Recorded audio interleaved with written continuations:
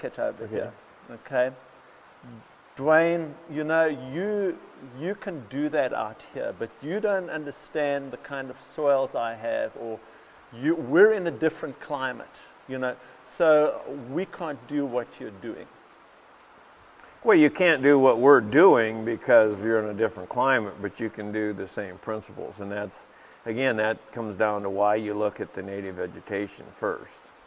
And that tells you what you can do where you're at. But to use Mother Nature's systems, cycles, instead of, you know, it's really an approach. It's an approach of trying to fit in with what the system's going to allow you to do, rather than trying to make the system do what you want it to do. Because, and you know, you saw our corn. I don't know, you didn't see our irrigated corn really yesterday, but I mean, we'll harvest some 270 bushel irrigated corn this year. Yep. And you were harvesting between 110 and 130 dryland corn on 10 inches of rain? Yeah, a little over 10 inches of rain this summer. Yep.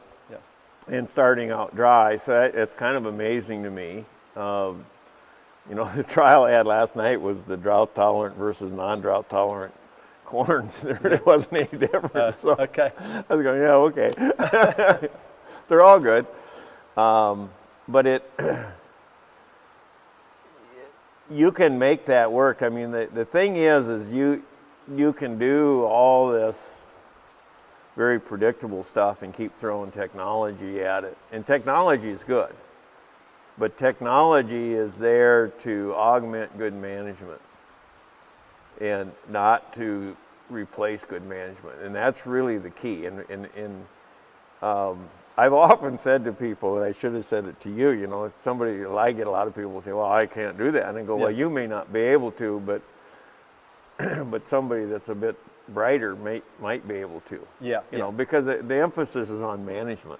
Yeah. So in other words, we don't want to take formulae all the time and say, well, just apply this formula. You've got to be thinking about what you're doing, and that's part of this whole idea of watching nature and then adapting or figuring out what nature's doing and then working in that system. And it's very hands-on, but it's not reactive, it's proactive. And so one of the comparisons, the way a lot of guys are farming now, and it drives me crazy to watch them, is, you know, I got to put on this, and then I got to put on this, and I got to put on this, because the co-op says I got to do this, and I'm putting on this stuff, and I'm going, it's like driving down the road having a camera pointed at the white line. Yeah. Looking at a screen going, you know, and what we do is we try to develop, and that's part of, you know, if you're going to use the term soil health, that's part of the reason for having this soil health thing. If you have this system in place, then it's a little bit like looking down the highway and just laying back and just looking down the highway and away you go. And then if you kind of see a deer creeping up, right, you slow down or you do something to avoid that, but it's not like you're doing this herky-jerky stuff. Because what happens when you're looking at the white line and the deer steps out, it's like, boom, you know, what the hell happened there?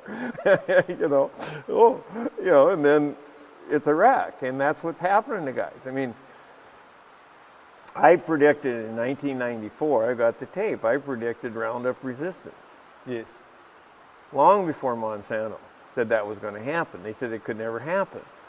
Well, we had already had ALS resistance. That one I did before.